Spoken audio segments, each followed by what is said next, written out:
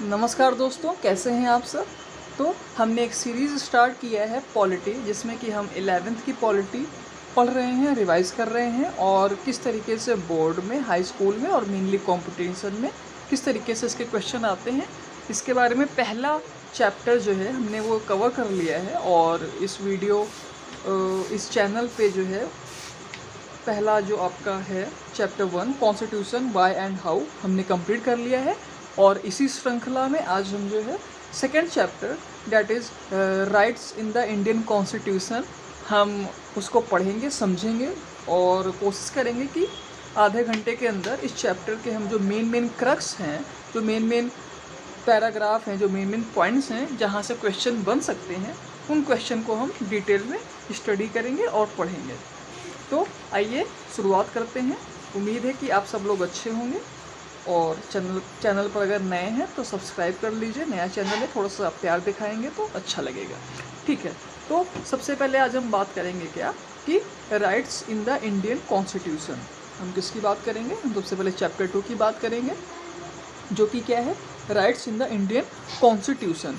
ठीक है, तो सबसे पहले अगर हम देखें कि हमने बात किया था जैसे पिछले वीडियो में भी कि अगर जैसे कि हमारे पास में कोई स्टेट है, क्या है हमारे पास में, अगर कोई स्टेट है तो इसमें जो सिटीजन्स हमारे पास में रह रहे हैं, ओके, तो जो भी हमारे पास में इसमें सिटीजन्स रह रहे हैं तो उनके डेवलपमेंट के लिए फोरमोस्ट इम्पॉर्टेंट चीज़ क्या है कि उनके पास में कुछ अधिकार हों। उनके पास में क्या हो? कुछ अधिकार हों, मतलब क्या हो? कुछ राइट्स हों। उनके पास में कुछ अधिकार हों, कुछ राइट्स हों। ठीक है, तो राइट्स क्या होती हैं? Rights you can say are that instructions और that thing for the people of the people by which they helps in the development of the people. ठीक है, तो जैसा कि हम आगे डिस्कस करते हैं कि इस चैप्टर में, तो देखिए स्टार्टिंग में अगर हम बात करें तो इसमें जो है मेनली आपका कुछ एग्जांपल्स के थ्रू समझाया है। ठीक है, ये आप खुद से भी जो है एग्जांपल्स क्या कर सकते हैं, रीड कर सकते हैं। जैसे कि मचाल लालूम, ओके, कैसे 23 साल की उम्र में वो अरेस्ट कर लिए गए और फिर उसके बाद में जो है कोई लीगल बैकिंग ना होने की वजह से, उनको राइट्स के बारे में ज़्यादा जानकारी ना होने की वजह से कैसे उनकी ज़्यादातर ज़िंदगी जेल में गुजरी। ठीक है, तो और यहाँ पर भी अगर आप देखेंगे क्या सेकंड, अगर आप इसमें देखेंगे तो ये भी आप अपने आप से रीड कर सकते हैं। ठीक है ना, तो इसमें हम ज़्यादा डिस्कस नहीं करेंगे, हम मेन उन पॉइंट्स को डिस्कस करेंगे जहाँ से क्वेश्चन हमारा फ्रेम हो सकता है, जहाँ से क्वेश्चन हमारा आ सकता है। तो सबसे पहले अगर हम इंडियन कॉन्स्टिट्यूशन की बात करें, और जैसे कि हम बात करेंगे इंडियन कॉन्स्टिट्यूशन की, तो यहाँ पे ये जो राइट्स का जो है ओरिजिनेशन कैसे हुआ, तो जैसा कि हमें सबको पता है क्या कि जैसा कि भारत जो है क्या था, कॉलोनी था ब्रिटिशर्स की।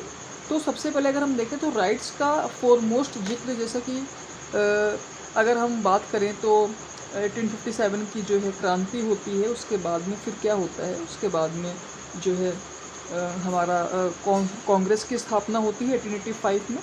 तभी से जो है एक तरीके से अगर हम कहें कि एक जो है एजुटेशन स्टार्ट हो जाती है इंडियंस के अंदर कि हमारे क्या राइट्स होने चाहिए, क्या राइट्स नहीं होने चाहिए। इसका कुछ ना कुछ हम देख सकते हैं ओरिजिन की, जैसे कि फ्रेंच रेवोल्यूशन है, वहाँ से जैसे लिबर्टी, इक्वालिटी, फ्रेटर्निटी, ये 3 राइट्स निकल के आती हैं।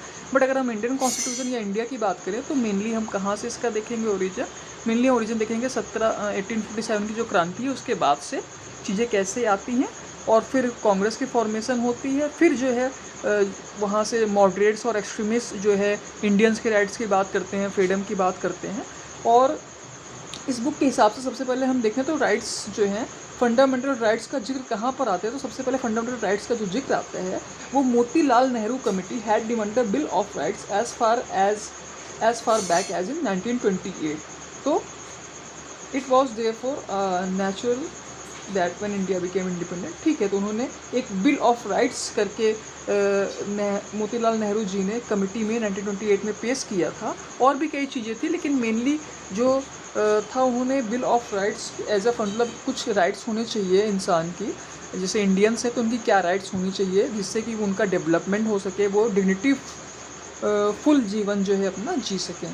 तो सबसे पहले वहाँ पे उन्होंने जो है शो किया था मोतीलाल नेहरू जी ने। फिर यहाँ पे अगर हम देखें तो कुछ इंपॉर्टेंट पॉइंट दिख रहे हैं। तो constitution listed the rights that would be specially protected and called them fundamental rights. तो देखिए सबसे पहले हम जो है राइट्स की अगर हमने बात किया तो rights are set of instructions for the people mainly for their development. तो राइट्स में भी अगर हम बात करें तो राइट्स कई टाइप्स की होती हैं। There are various types of rights. For example the foremost and basic right is the fundamental right. Why we are saying this as a fundamental right? Because without this right people don't able to live their life happily. उनका development अच्छे से नहीं होगा। ये foremost है। For example जैसे कि right to life है। अगर किसी के पास में राइट टू लाइफ ही नहीं है तो कैसे हम एक्सपेक्ट कर सकते हैं उसके अच्छे जीवन के लिए ना। किसी के पास अगर जो है राइट अगेंस्ट डिटेंशन किसी के पास अगर नहीं है तो आसानी से भी पुलिस उसके पास में आएगी, पकड़ के ले जा सकती है उसको, ठीक है। अगर राइट टू क्या नहीं है हमारे पास में, right to freedom of speech and expression नहीं है, freedom of speech and expression, तो बहुत ही प्रॉब्लम हो जाएगा उस व्यक्ति के ओवरऑल डेवलपमेंट के लिए। तो पहली हो गई फंडामेंटल राइट्स। और कुछ राइट्स भी होती हैं क्या? बिल्कुल, और भी राइट्स होती हैं जैसे कि लीगल राइट्स होती हैं ना। तो फंडामेंटल राइट्स का मेनली क्या जो हमारे कॉन्स्टिट्यूशन में लिखी हुई है वो फंडामेंटल राइट्स और important rights for the development of the people. Legal rights, हाँ ये भी डेवलपमेंट ऑफ पीपल के लिए होती हैं, बट ये हमारे संविधान में एज सच मेंशन्ड नहीं है ना। अगर आप देखें तो जो फंडामेंटल संविधान में मेंशन हो भी सकती हैं, बट क्या है कि एज सच वो जो फंडामेंटल की जो कैटेगरी है, जैसे कि पार्ट 3 कहाँ से कहाँ तक आर्टिकल हमारा जो है पार्ट 3 जो कि फंडामेंटल राइट्स से डील करता है, तो उसमें ये राइट्स मेंशन जो है कॉन्स्टिट्यूशन में ये मेंशन नहीं है। लीगल राइट्स जिनकी बैकिंग लॉ हमें देता है कि हाँ ये आपकी राइट्स हैं, अगर इनका जो है किसी भी तरीके से उल्लंघन होता है तो कोर्ट और police will help you in sustaining this rights. Legal rights होती हैं और भी कुछ राइट्स होती हैं। तो मेनली अभी हम फंडामेंटल राइट्स और लीगल राइट्स की ही बात करेंगे, ठीक है ना।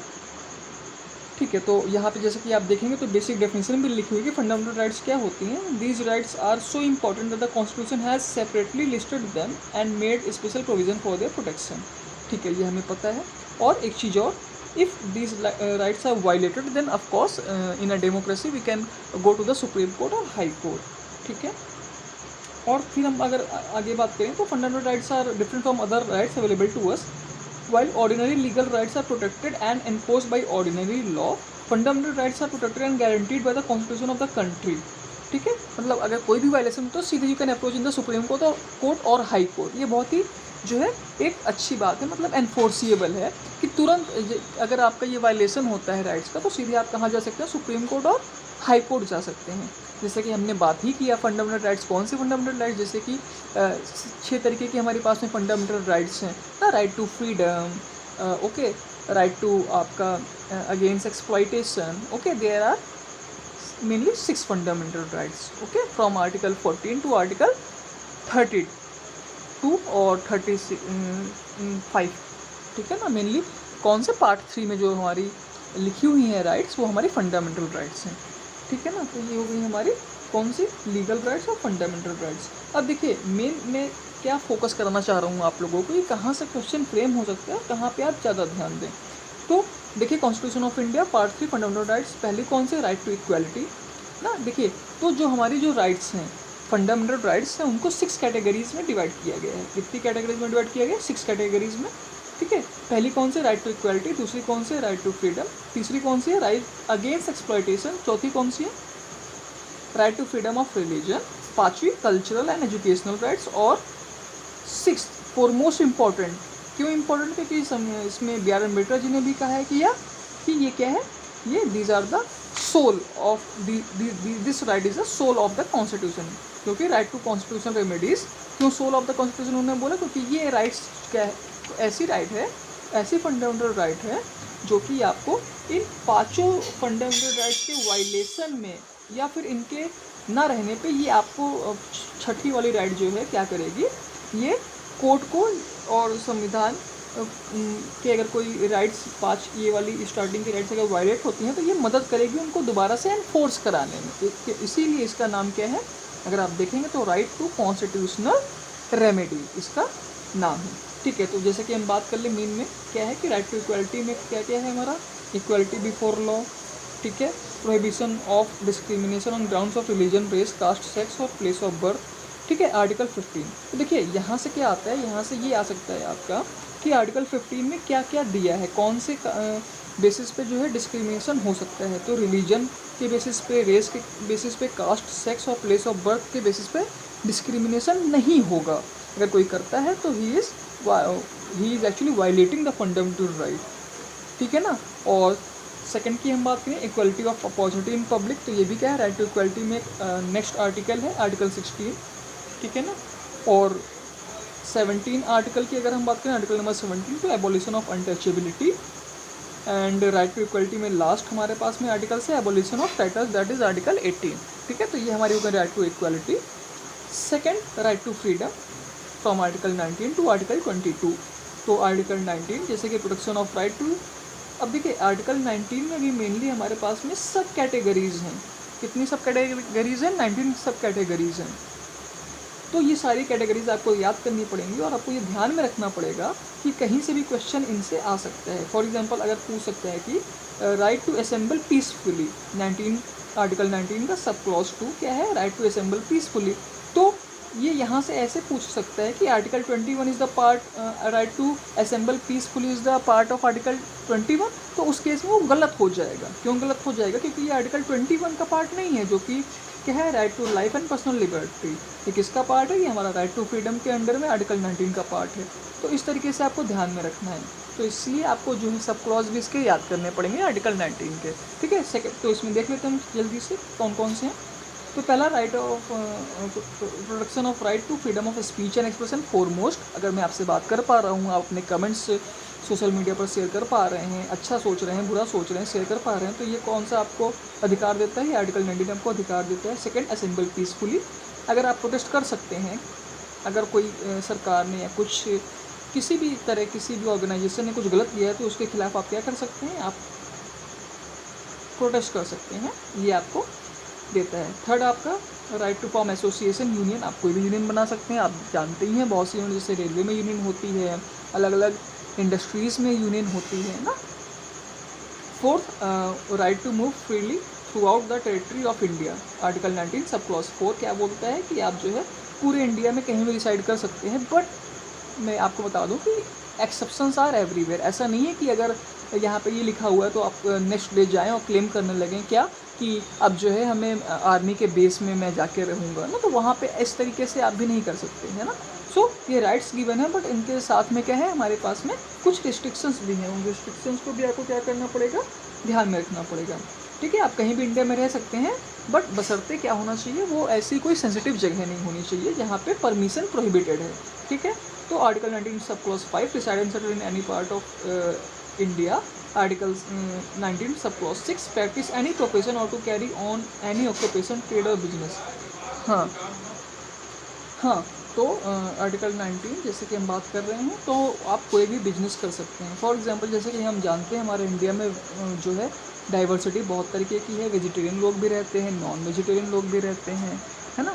तो अगर कोई जैसे मान लीजिए कोई बिजनेस करता है, किसका कोई बिजनेस करता है, कोई नॉनवेज में बिजनेस करता है, ठीक है, तो वो एज अ बिजनेस कर सकता है। ऐसा नहीं कहेंगे हम कि no we don't allow this type of things, ठीक है ना। क्यों, क्योंकि हमारे पास में संवैधानिक राइट क्या है, ट्रेड और बिजनेस का राइट है, तो हम कर सकते हैं आर्टिकल, ठीक है। नेक्स्ट हम आते हैं article 20। This is very important article, क्योंकि ये आपको क्या देता है, protection in respect of conviction for offences, ठीक है। अगर पुलिस आती है आपके पास में और आपसे जो है क्या कर रही है, थोड़ा सा परेशान कर रही है, या फिर आपको जो है एक, तो इसमें भी देखिए आर्टिकल 20 में भी 3 तरीके की हमारे पास में होती है, फर्दर डिटेल में हम पढ़ेंगे ना। Protection from ex post, okay, double jeopardy, self incrimination, ठीक है ना। मोटे तौर पर डिटेल में हम नहीं जाएंगे, बस हम यहाँ पे ये बात करेंगे कि जो है अगर कोई भी हमारी जो है कोई लीगल अथॉरिटी या जैसे पुलिस है या कोई आता है हमारे पास में, तो हमें जो है वो परेशान नहीं कर सकता, और हमें जो है किसी ऑफेंस के लिए जो है कई बार पनिश नहीं किया जा सकता। कोई हमारे पुराने कोई अपराध हैं, है ना, मतलब अगर आप ऐसे समझ लीजिए कि कोई अगर आपने जो है क्राइम कर दिया, ठीक है ना, तो मान लीजिए हाई कोर्ट ने आपको सज़ा दे दी और आपने वो सज़ा पूरी कर ली। अब उसके लिए ऐसा नहीं है कि आपको फिर से जो है डिस्ट्रिक्ट कोर्ट या फिर से जो है सुप्रीम कोर्ट सेम क्राइम के लिए आपको पनिश कर रही है। समझ पा रहे हैं आप जी। तो ये है आर्टिकल 20। और सेकंड इसमें देखें तो राइट टू फ्रीडम में थर्ड आर्टिकल कौन सा, article 21, right to life and personal liberty. This is very important, क्योंकि इसमें भी आपके जो है बहुत से राइट्स आएंगे, जैसे राइट टू स्लीप इसमें आएगा, राइट टू हेल्थ इसमें। तो फर्दर जब आप लक्ष्मीकांत में देखेंगे तो फर्दर इसका जो है क्या दे रखा है, सेग्रीगेशन दे रखा है, लेकिन यहाँ पे हम मेनली सिर्फ इसका क्रक्स की बात कर रहे हैं।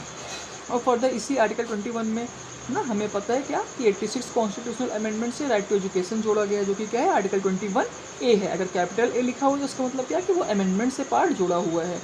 नेक्स्ट लास्ट इसकी आर्टिकल की बात करें तो article 22 that is protection against arrest and detention in certain cases. तो देखिएगा थोड़ा सा आर्टिकल 20 और 22 क्या है, थोड़ा सा मिलता जुलता है, तो इसमें कंफ्यूज मत होइएगा, ठीक है ना। इसमें आर्टिकल 21 में ऐसा अगर मैं एग्जांपल दूँ तो कोई अगर मान लीजिए पर्सन ए है, वो पर्सन एक क्राइम करता है तो उसको 2 बार सज़ा नहीं मिल सकती, या उसको जो है पुलिस क्या नहीं कर सकती है, उसको पुलिस कैन नॉट, ठीक है, forced him okay for the to become evidence or to deny the thing, but article 22 में क्या है, he has some protection against arrest and detention in certain cases। ऐसा नहीं है कि कोई नॉर्मल सा केस है और जो है पुलिस आई और आपसे कह रही है कि चलिए ठीक है आपको हम क्या करेंगे, जेल मतलब ले जाएंगे, पुलिस थाने ले जाएंगे, ऐसा कुछ करेंगे। तो ये आर्टिकल जो 22 है ये हमें प्रोटेक्शन देता है इलीगल अरेस्ट से और डिटेंशन वगैरह से। हालांकि बहुत से अधिकार हैं पुलिस के पास में भी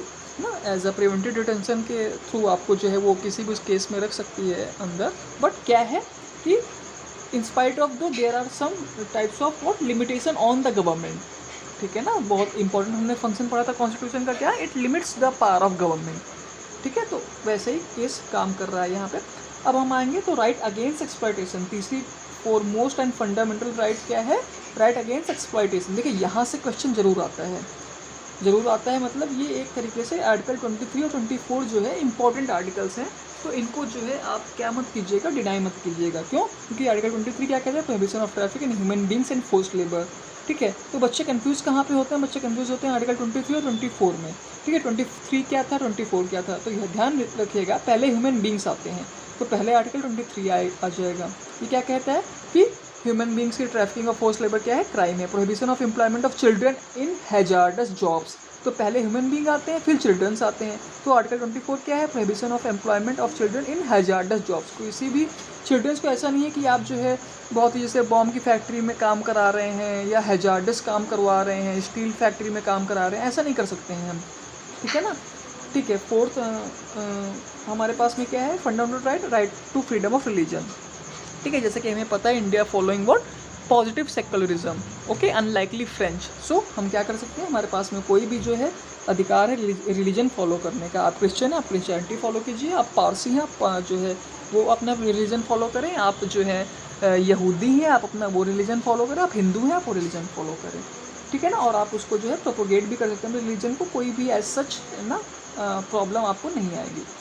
उसमें आर्टिकल 26 क्या है, freedom to manage religious affairs. आपके जो भी रिलीजन में चीज़ें हैं आप उनको अपने हिसाब से मैनेज कर सकते हैं, बशर्ते किसी को प्रॉब्लम ना हो, ठीक है। आर्टिकल 27 फ्रीडम टू पे taxes for promotion of any particular religion, okay. अब ये क्या कह रहा है कि मतलब अगर किसी रिलीजन में आप हैं तो आप उसके प्रमोशन के लिए कुछ अगर पैसा देना चाह रहे हैं तो ये बस पूरा आपके ऊपर है, आप देना चाहें तो दें, ना देना चाहें तो ना दें, आपको कोई फोर्स नहीं कर सकता। फॉर एग्जांपल जैसे क्या होता है, कभी कभी कोई फंक्शन होता है या कुछ होता है तो ना लोग आते हैं ना कि ये पैसा है चैरिटी के नाम पे, तो वो आपके मर्जी के ऊपर, आप देना चाहें तो दें, ना देना चाहें तो ना दें। फिर उसके बाद में कौन सा आर्टिकल 28 आता है हमारे पास में, किस में, ध्यान रखिएगा, fourth fundamental right to freedom of religion में, ठीक है ना। क्या कहता है article 28, freedom to attend religious instruction और worship in certain educational institution. हाँ, सिंपल सी बात है, ये आप समझ जाएंगे, ठीक है। अब हम आते हैं पांचवी फंडामेंटल राइट, जो कि ये भी इंपॉर्टेंट है। इसमें क्या बोल रहा है, कल्चरल एंड एजुकेशनल राइट्स। कैसी राइट्स हमें प्रोवाइड करेंगे इसमें, कल्चरल और एजुकेशनल, तो नाम से पता चल रहा है। तो आर्टिकल 29 इसमें क्या कहता है, protection of language culture of minorities. जो भी माइनॉरिटीज़ हैं ना। हमारे इंडिया में जैसे कि हमारे इंडिया में कौन कौन सी माइनॉरिटीज़ हैं, Muslim is a minority, okay, Christians are minority, Jains are in minority, ठीक है ना। तो इनको क्या है, प्रोटेक्शन, इनकी लैंग्वेज का प्रोटेक्शन है, कल्चर का, और हम क्या करते हैं, प्रोटेक्शन करेंगे अंडर विच आर्टिकल, अंडर 29, ठीक है ना। और अगर वायलेशन होता है इन सब चीज़ों में तो they can directly go into the supreme court और high court. Okay, article 30, right of minorities to establish educational institution. अब आपने बहुत बार देखे होंगे कि बहुत से ऐसे स्कूल्स हैं ना जो यहाँ पे धर्म की शिक्षा दी जाती है ना। तो जैसे मुस्लिम भी ऐसे स्कूल्स हैं ना जहाँ पे धर्म की स्पेसिफिक शिक्षा दी जा सकती है। तो आपने देखे भी होंगे जैसे कि ना, जैसे हमारे यहाँ पे जो है एक चिश्ती करके स्कूल है, तो वहाँ पे स्पेसिफिक धर्म की शिक्षा भी दी जाती है ना। तो वही है, आर्टिकल 30 के अंडर में क्या है, माइनॉरिटीज़ को पास में ये अधिकार है कि वो अपना एजुकेशनल इंस्टीट्यूशन भी रन कर सकते हैं, चला सकते हैं, और अपने धर्म के बारे में अगर चाहें तो प्रचार प्रसार कर सकते हैं, ठीक है। लास्ट इंपॉर्टेंट राइट जो हमारे पास में क्या है, तो ध्यान से देखिएगा, राइट टू कॉन्स्टिट्यूशनल रेमेडीज़। कौन सी है, राइट टू कॉन्स्टिट्यूशनल रेमेडीज़।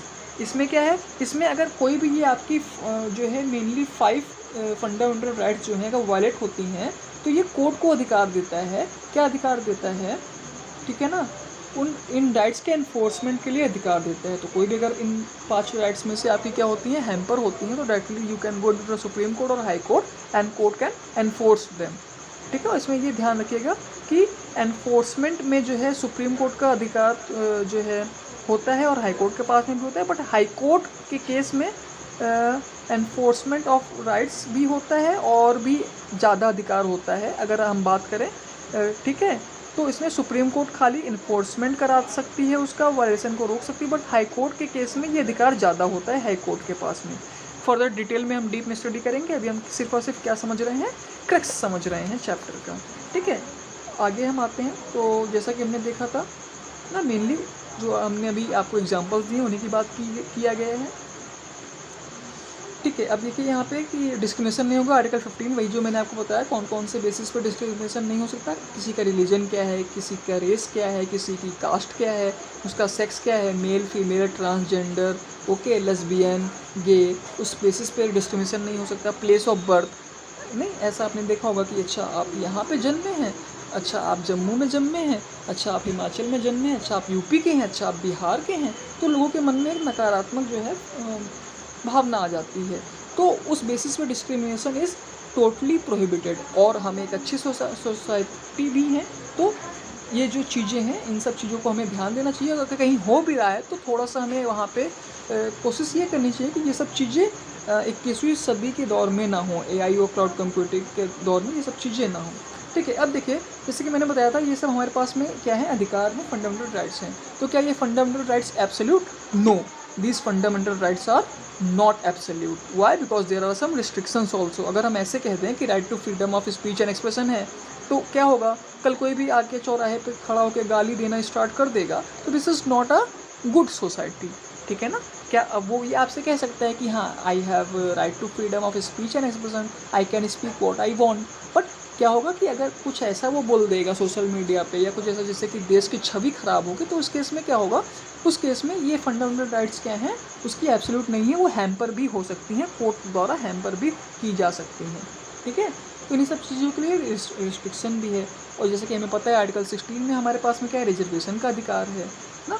तो जैसे कि हम अगर देखें आर्टिकल 16 की अगर हम बात करें तो देखिए क्या लिखा हुआ है, equality of opportunity in public employment. सबको क्या है, पब्लिक एम्प्लॉयमेंट में इक्वालिटी का अपॉर्चुनिटी है, बट इक्वालिटी तभी आएगी ना जब हम इक्वल सोसाइटी में रहेंगे। तो क्या हमारी सोसाइटी अभी इगैलिटेरियन या समतापूर्वक या इक्वल सोसाइटी है? तो हम बात करेंगे कि हमारी जो सोसाइटी है वो क्या है, वो अभी इगैलिटेरियन सोसाइटी नहीं है, क्योंकि जैसे कि हम बात करें तो सेवरल इकोनॉमिक सर्वे या बजट हमारे क्या शो करते हैं कि जो 1% लोग हैं उनके पास में भारत की 50% से ज़्यादा क्या है, प्रॉपर्टी है, ठीक है। और जो बाकी बचे 99% लोग हैं उनके पास में, ठीक है, ये 50% है।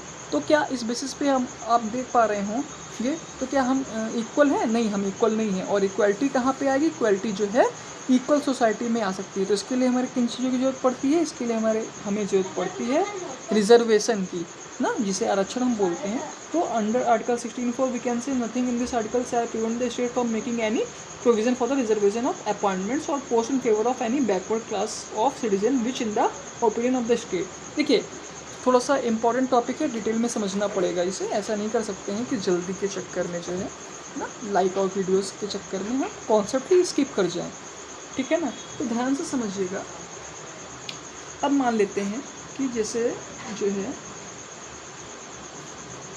ठीक है ना, इसमें 2 पर्सन है ना, 2 पर्सन है। अब एक पर्सन को क्या है, एक पर्सन के जो है फैमिली वाले क्या है, फैमिली वाले, ठीक है ना, मिडिल क्लास की बात कर लेते हैं, मिडिल क्लास है। इतना है कि ये जो है अपने बच्चे को ना, ये अपने चाइल्ड को क्या कर सकते हैं, ये अगर इनका चाइल्ड है तो ये अपने चाइल्ड को नहीं बहुत अच्छे तो मेनली इतना रिसोर्सेज दे सकते हैं कि इसको क्या मिल जाएगी, मेनली 3 चीज़ें हैं। क्या, पहली एजुकेशन ठीक ठाक मिल जाएगी इसको, दूसरी अच्छा खाना पीना भी मिल जाएगा, बहुत अच्छा नहीं तो इतना तो मिल ही जाएगा कि जिसकी इसकी जो है बैलेंस डाइट हो जाए, ठीक है ना। एजुकेशन अच्छी मिल जाएगी, हेल्थ अच्छी मिल जाएगी, और सर्विसेज या रिसोर्सेज जिन्हें हम बोलते हैं। रिसोर्सेज में क्या, अगर बच्चा वीक है तो उसके लिए ट्यूशन की अवेलेबिलिटी हो जाएगी ना, बच्चे के पास में अगर क्या है ऑनलाइन क्लासेस हैं तो उसके लिए कंप्यूटर की अवेलेबिलिटी हो जाएगी, वाईफाई की अवेलेबिलिटी हो जाएगी। अदर केस में क्या है, अगर ये है हमारे पास में, ये रूरल से है मान लीजिए, और ये पुअर पीपुल है, ठीक है ना। अब क्या है, इसके पास में भी एक बच्चा जन्मा इसका, ठीक है ना।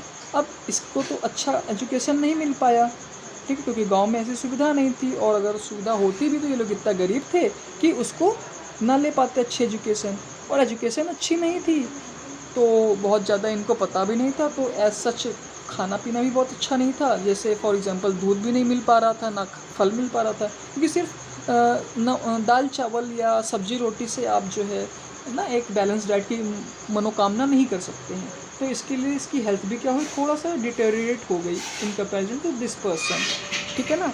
और रिसोर्सेज की अगर हम अवेलेबिलिटी की बात करें, मान लेते हैं अगर बच्चा पढ़ने में ठीक था बट किसी एक सब्जेक्ट में हो सकता है ऐसा ना कि वो कमज़ोर रहा हो, तो उसके लिए उसको जो है ऑनलाइन क्लासेस या कुछ ट्यूशन, या जैसे सिंपल सी हम बात करें क्या चेयर है ना या मेज है, वो सब भी अवेलेबल नहीं हो पाई। तो जाहिर सी बात है ये दोनों बच्चे जब एक साथ कंपटीशन में बैठेंगे ना, ये दोनों बच्चे जब एक साथ कंपटीशन में बैठेंगे तो जो मिडिल क्लास वाला बच्चा है, अभी हम हायर क्लासेस की बात ही नहीं कर रहे हैं, अभी हम बात कर रहे हैं सिर्फ किसकी, ये जो मिडिल क्लास वाला बच्चा है और ये जो पुअर का बच्चा है ना, तो इन दोनों के बीच में कंपटीशन बराबर नहीं हो सकता। और हमें क्या कहा था डॉक्टर बी आर अम्बेडकर ने कि एक हम जो है इक्वालिटी की बात हम तभी कर सकते हैं जब सोसाइटी में इक्वल चीज़ें हों। तो इक्वल है क्या हमारी सोसाइटी? नहीं। तो इससे हमें क्या करना पड़ेगा, इस बच्चे को कुछ हमें अलग से रिसोर्सेस देने पड़ेंगे, जिससे कि ये जो क्या है, ये जो कमियां इसके पास में हो गई हैं, जो इसके सब्जेक्ट्स वीक हैं, जो इसकी हेल्थ वीक है, उन सब चीज़ों से ये क्या कर सके, उन सब चीज़ों का इसके ऊपर क्या ना पड़े, इफेक्ट ना पड़े, ठीक है ना। और जब ये कंपटीशन में बैठे तो अगर इस बच्चे को हम 50% मार्क्स पे पास कर रहे हैं तो इस बच्चे को हमें 40% मार्क्स देना ही पड़ेगा। और ये जो 10% का हम इसको जो है कम पे ले रहे हैं, इसी को ही हम बोल रहे हैं क्या, रिजर्वेशन।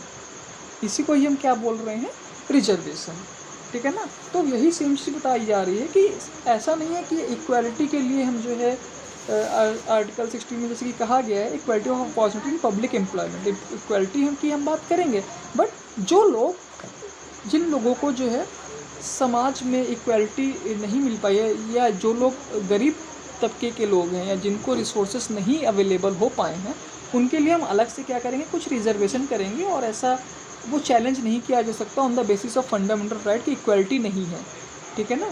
तो उसके लिए क्या है, रिजर्वेशन का प्रावधान है जो कि वैलिड है, ठीक है जी।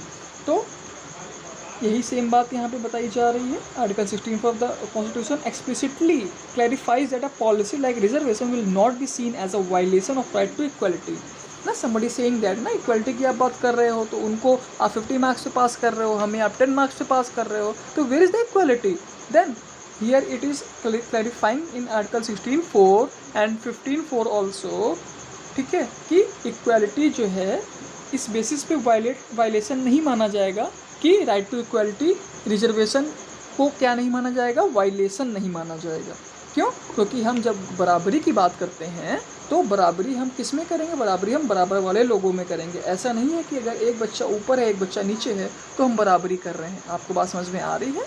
ठीक है, तो जैसा कि हम देख पा रहे हैं कि हाफ एन आवर हो चुका है और कुछ हमारे पास में क्या बचा हुआ है, अभी हमारे पास में कुछ चैप्टर बचा हुआ है, तो इसको हम नेक्स्ट क्लास में डिस्कस करेंगे, ठीक है ना।